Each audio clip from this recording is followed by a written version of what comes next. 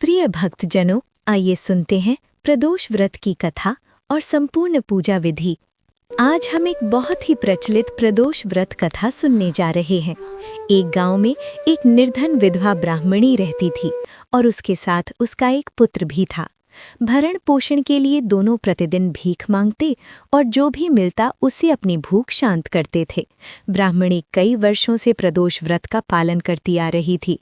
एक बार ब्राह्मण का पुत्र त्रयोदशी तिथि पर गंगा स्नान के लिए निकला।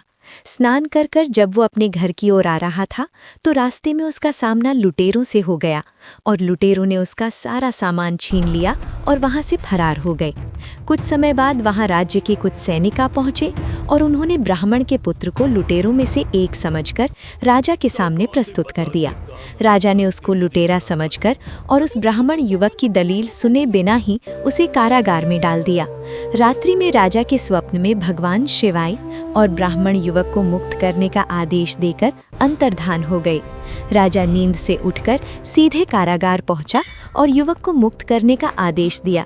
राजा युवक को साथ लेकर महल लौटे, जहां राजा ने उस युवक का सम्मान किया और उसे दान में कुछ मांगने के लिए कहा और युवक ने दान के रूप में सिर्फ एक मुट्ठी धान मांगा। राजा उसकी मांग सुनकर बहुत हैरान हो गए।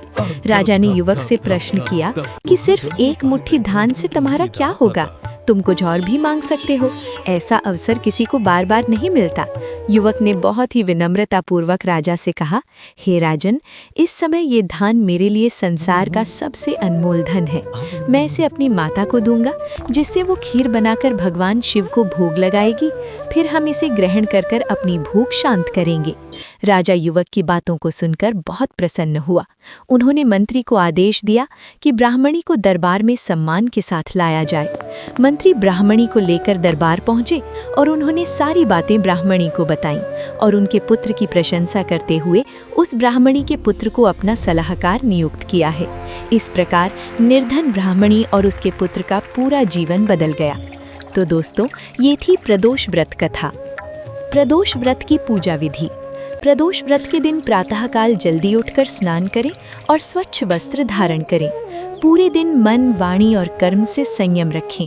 क्रोध, झूठ और नकारात्मक विचारों से दूर रहें। यदि संभव हो तो पूरे दिन उपवास रखें, अन्यथा फलाहार कर सकते हैं। संध्या के समय सूर्यास्त से लगभग 1 घंटे पहले पूजा की तैयारी करें। पूजा स्थल को स्वच्छ करें और वहां भगवान शिव की प्रतिमा या शिवलिंग स्थापित करें। एक तांबे या पीतल के पात्र में गंगा जल, जल और बेलपत्र रखें।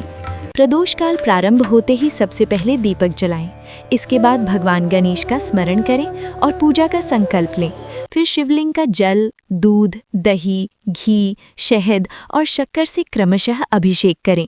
अभिषेक के समय मन में केवल भगवान शिव का ध्यान रखें। अभिषेक के बाद शिवलिंग पर बेलपत्र, भांग, धतूरा, सफेद पुष्प, अक्षत और चंदन अर्पित करें। इसके बाद ओम नमः शिवाय मंत्र का कम से कम 108 बार जाप करें।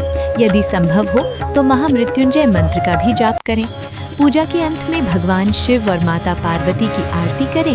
फिर प्रदोष व्रत कथा का श्रवण करें या उसका स्मरण करें। कथा के बाद भगवान से अपने जीवन के कष्टों के निवारण और सद्बुद्धि की प्रार्थना करें। रात्रि में साधारण सात्विक भोजन करें या अगले दिन द्वादशी को व्रत का पारण करें।